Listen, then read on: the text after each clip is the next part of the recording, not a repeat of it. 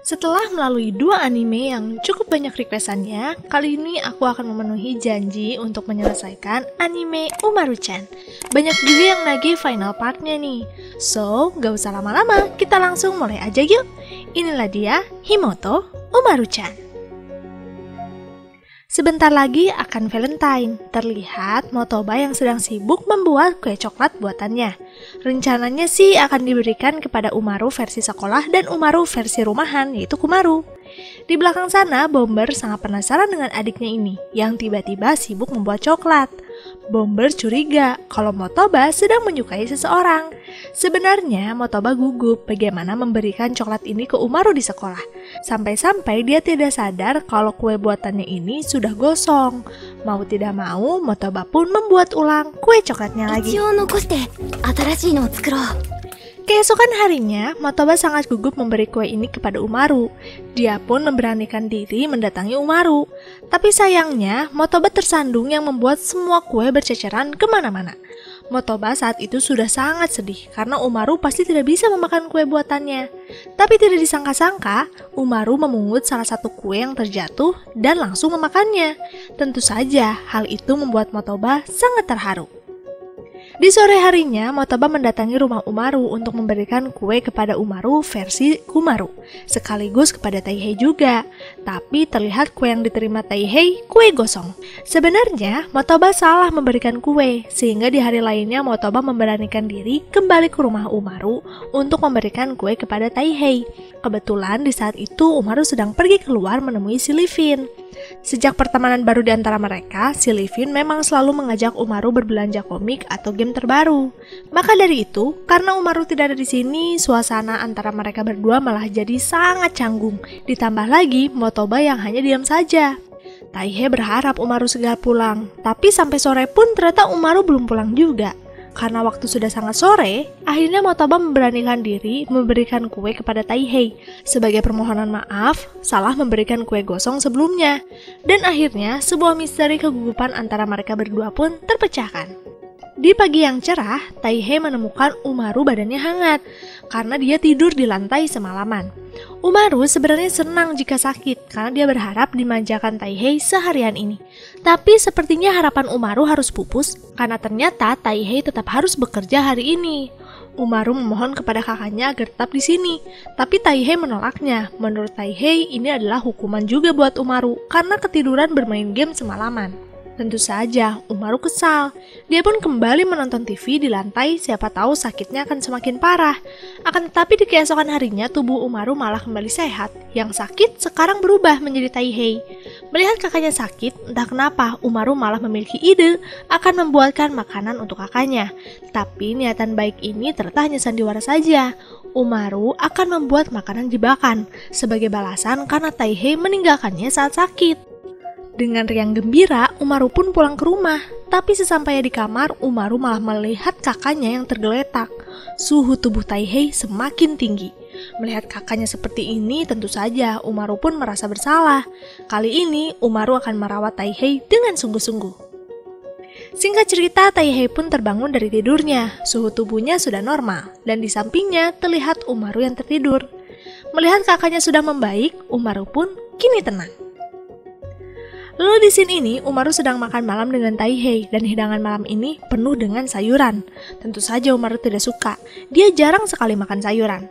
Taihei meminta Umaru membiasakan diri makan sayuran, karena sejauh ini Taihei sudah berusaha membubuhi sayuran yang dihidangkan agar bisa dimakan oleh Umaru. Usaha Taihei untuk membuat Umaru makan sayur sudah maksimal sih, terbukti dari bekal Umaru hari ini. Bistik dengan paprika. Walaupun paprikanya dipotong sangat kecil, bagi Umaru ini sangat menyulitkannya untuk bisa dimakan. Ebina tiba-tiba menanyakan kepada Umaru siapa yang membuat bekal ini.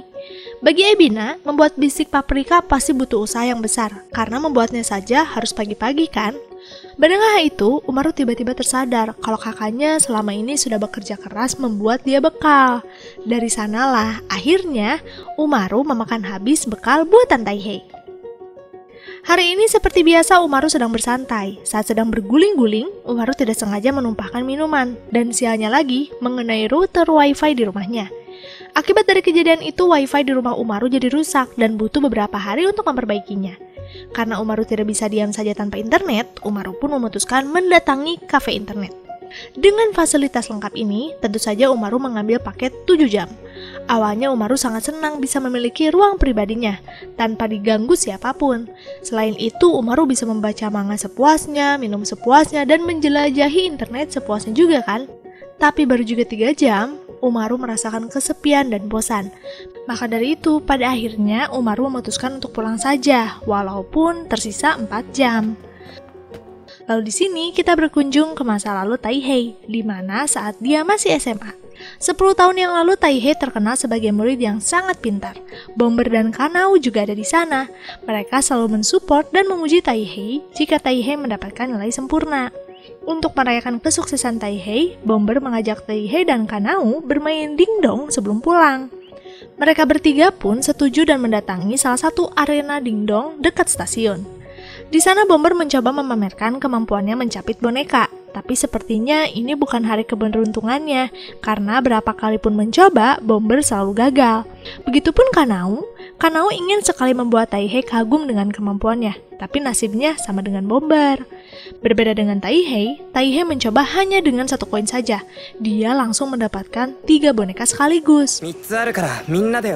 Sepulang bermain dingdong, Taihei memberikan boneka itu kepada Umaru yang masih kecil. Umaru tentu saja senang dengan hadiah itu. Tapi sepertinya hadiah manis itu berefek juga di masa depan. Karena sejak mendapat hadiah dari Taihei, Umaru jadi terobsesi bermain boneka capit sampai koleksinya sebanyak ini. Di sini nih Umaru tiba-tiba merengek ingin dibelikan pizza sebagai makan siang mereka kali ini. Tentu saja Taihei langsung menolaknya, karena Umaru kebiasaan makan makanan cepat saji. Di tengah perdebatan tiba-tiba mereka kedatangan tamu dan ternyata itu Ebina. Kedatangan Ebina kali ini adalah untuk memberikan beras dari kampung halamannya. Tapi saat akan menyerahkan beras kepada Taihei, suara perut Ebina tiba-tiba terdengar. Tentu saja Ebina sangat malu. Karena kedatangan Ebina pas dengan jam makan siang, Taihei pun mengajak Ebina makan bersama. Siapa tahu Umaru jadi tidak bisa merengek meminta dibelikan pizza kan? Maka dari itu Taihei akan membuatkan masakan khas Jepang yang penuh akan sayur mayur. Melihat hidangan yang disajikan Taihei, Umaru awalnya tidak suka. Tapi saat dicicipi ternyata itu sangatlah enak. Mereka pun makan dengan lahap sampai semua lauk habis dengan sempurna. Ebina mengucapkan terima kasih karena sudah diajak makan siang. Tapi walaupun dia sudah makan banyak, perut Ebina masih terdengar suara laparnya. Maka dari itu Umaru punya ide, yaitu kembali membujuk Taihei membelikan pizza. Taihei sangat terkejut dengan perut mereka berdua yang masih lapar walaupun sudah makan banyak. Taihei tentu saja tidak ingin berdebat depan Ebina karena Umaru yang tetap ingin dibelikan pizza. Mau tidak mau, pada akhirnya Taihei membelikan pizza untuk mereka berdua. Singkat cerita, Taihei memberi kabar gembira bahwa proposalnya di kantor diterima. Maka dari itu, untuk merayakannya, Taihei ingin mengajak Umaru dan Ebina makan bersama di sebuah restoran. Mereka berdua bebas makan apapun yang disukai. Ebina pada saat itu sangat ingin memesan parfait. Tapi karena kejadian beberapa hari di rumah Umaru, Ebina ingin membatasi porsi makannya. Maka dari itu, Ebina memutuskan untuk mengikuti apapun yang Umaru pesan. Setelah menunggu beberapa saat, pesanan pun tiba dan ternyata pesanan Umaru adalah parfait. Ebina tentu saja sangat senang, tapi dia masih menahan diri untuk memakan parfait sedikit demi sedikit. Takutnya membuat Umaru malah risih. Ebina pun melirik ke arah Umaru dan ternyata Umaru makan dengan lahap. Melihat Umaru yang bersikap acuh, pada akhirnya Ebina pun tidak menahan keinginannya lagi untuk memakan parfait dengan lahap. Di hari lainnya, Motoba kembali mengunjungi rumah Umaru dan kebetulan hari ini sedang hujan. Sebenarnya, Motoba sangat tidak suka hujan karena dia punya masa lalu yang kurang mengenakan. Selain Motoba, Umaru juga sama. Setiap ada hujan, Umaru bawaannya ingin bermalas-malasan. Padahal, setiap hari juga kan begitu. Taihei melihat dua remaja yang tidak bersemangat.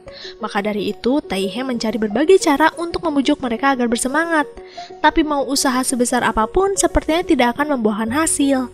Taihei pun merubah haluan dengan menjelaskan kalau setelah musim hujan, pasti ada musim panas kan? Dan di musim panas nanti, Taihei berjanji akan mengajak mereka berdua pergi ke pantai. Mendengar itu, akhirnya mereka berdua bersemangat pergi ke pantai, membayangkan mencoba berbagai macam ice cream di musim panas. Hari libur pun tiba. Taihei menjelaskan kepada mereka kalau mobil yang akan mereka tumpangi adalah dari teman kantor Taihei. Jadi Taihei berharap mereka bisa berteman juga. Tidak lama dari itu terlihat Bomber tiba. Motoba yang tidak tahu kalau teman Taihei itu adalah kakaknya tentu saja terkejut dan dia berusaha menghindari kakaknya agar tidak dikenali. Tapi karena Bomber ini sangat lemot, bisa-bisanya dia tidak mengenali wujud adiknya ini. Lalu tidak lama dari itu Umaru pun keluar. Sempat ada kebingungan di pikiran Bomber siapa perempuan cantik di depannya ini. Akhirnya Taihei pun memberitahu kalau itu adiknya. Tapi sepertinya otak Bomber ini lemot parah. Bomber malah menangkap kalau adik Taihei ini ada dua. Selain Bomber yang kebingungan melihat Umaru, Motoba juga sama bingungnya karena Umaru versi Kumaru tidak ikut. Motoba khawatir kalau Kumaru sakit. Tanpa Kumaru, perjalanan mereka pun dimulai. Sepanjang perjalanan, Motoba masih sedih karena Kumaru tidak ikut. Singkat cerita, mereka pun sampai di Enoshima. Pantai yang cantik berhasil memikat perhatian mereka. Setelah melihat pemandangan laut, mereka pun lanjut mengunjungi beberapa tempat wisata yang ada di sana. Lalu mereka pun pergi makan siang dan terlihat hidangan laut yang sangat lezat.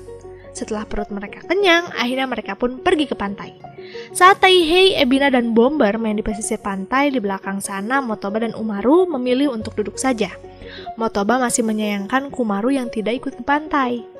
Berengah itu Umaru jadi merasa bersalah menyembunyikan identitasnya dari Motoba. Umaru awalnya berniat jujur kepada Motoba tentang identitasnya. Tapi saat akan mengatakan hal itu, di waktu yang bersamaan Motoba malah lebih dulu mengatakan sebuah kejujuran tentang Bomber yang merupakan kakak Motoba. Umaru tentu saja terkejut. Dia pun menanyakan alasan Motoba diam saja sepanjang perjalanan dan tidak menyapa kakaknya.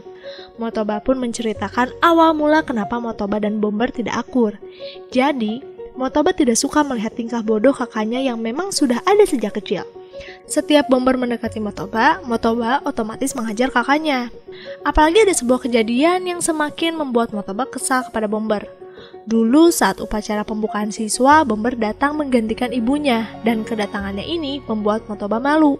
Otomatis dia pun langsung menghajar Bomber. Dari kejadian itu, image Motoba di seluruh murid SMA jadi jelek karena dia dicap sebagai perempuan yang kasar dan menakutkan.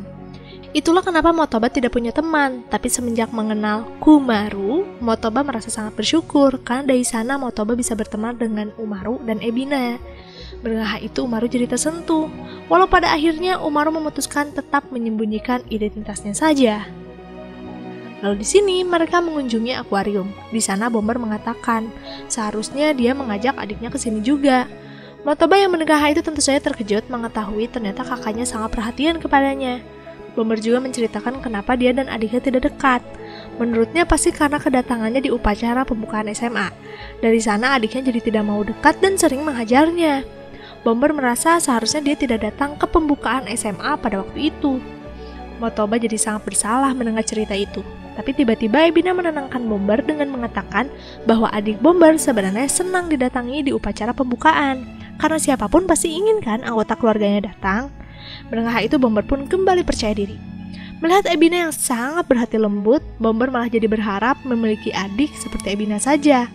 Dari pernyataan itu tentu saja akan ada keributan kan? Melihat Bomber yang pingsan, Taihei pun menyuruh Umaru, Ebina, dan Motoba untuk pergi bermain air. Mereka bertiga sangat senang bermain di sana. Tapi anehnya mereka malah bertemu dengan Silifin yang sama-sama sedang berlibur dengan kakaknya. Jiwa Silifin yang suka berkompetisi kembali muncul dan dia pun mengajak Umaru untuk berlomba. Umaru yang mendengar hal itu tentu saja menolaknya karena menurut Umaru seharusnya mereka di sini bermain, bukan berkompetisi. Mereka berempat pun bermain bersama, dari lempar bola sampai membuat istana pasir. Bahkan mereka tidak sadar kalau sekarang sudah sore hari. Sambil melihat matahari terbenam, Umaru pun mengucapkan terima kasih kepada teman-temannya karena sudah mau bermain bersama. Semoga kedepannya mereka akan selalu bersama. Part 3 sudah selesai. Minta maaf banget nih sama kalian para pecinta Umaru yang harus menunggu beberapa lama. Makasih juga udah konsisten ngingetin aku untuk menyelesaikan Umaru. So, sampai jumpa lagi di next video. Jamatane, arigato gozaimasu.